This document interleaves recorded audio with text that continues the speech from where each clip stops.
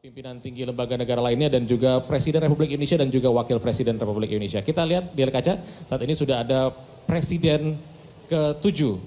Joko Widodo. Presiden Insinyur Haji Joko Widodo Ya. bersama dengan Wakil Presiden Bapak Budiono, Bapak Kiai Haji Maruf Amin dan juga Bapak Yusuf Kalla yang sudah ada di ruang sidang paripurna. Betul sekali Dadi, karena memang pada sidang tahunan MPR RI dan sidang bersama DPR dan DPD RI Tapi hari ketika ini. saya menyadari bahwa penyelenggaranya adalah lembaga negara, saya menyadari akan ada dua indikasi. Yang pertama adalah saya menyadari kalau diposting di media sosial, respon orang berbeda-beda.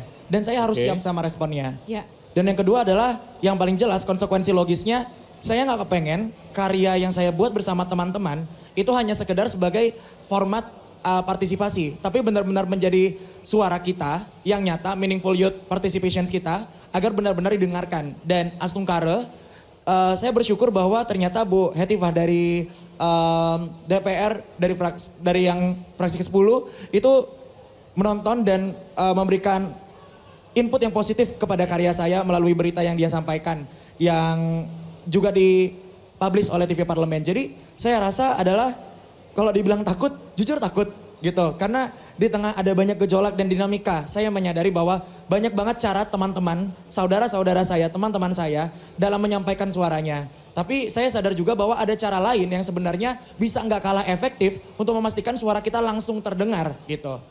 Ya. Kurang lebih seperti itu. Dengan pimpinan tinggi lembaga negara lainnya dan juga Presiden Republik Indonesia dan juga Wakil Presiden Republik Indonesia. Kita lihat di layar kaca, saat ini sudah ada Presiden ke-7.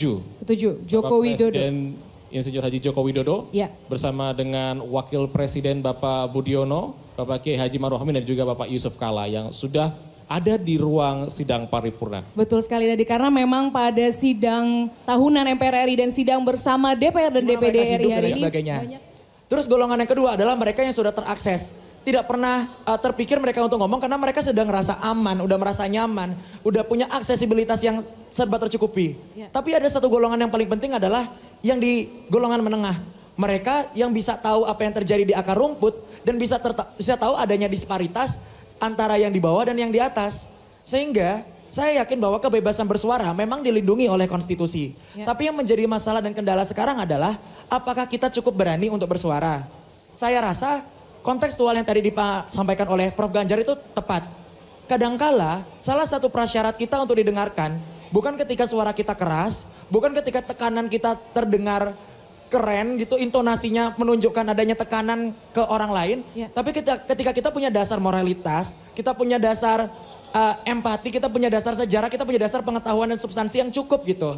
Karena saya rasa itu yang seringkali menjadi kesulitan di antara masyarakat dan juga pemerintah, khususnya kami sebagai generasi muda, untuk ikut berkolaborasi, untuk ikut bersuara secara efektif. Kita mohon maaf tadi Prof, kita potong sedikit karena kehadiran Presiden Prabowo yang Ya. harus kita sama-sama sambut dengan antusias tentunya. Betul sekali. Kira-kira Prof, jika kita tadi berbicara terkait UU Sikdisnas ya Prof ya, kita mungkin boleh lanjutkan terkait itu ya Boleh. Dadi ya. Ada yang ingin dilanjutkan Prof dari yang terpotong tadi mungkin ya? Ada, baik.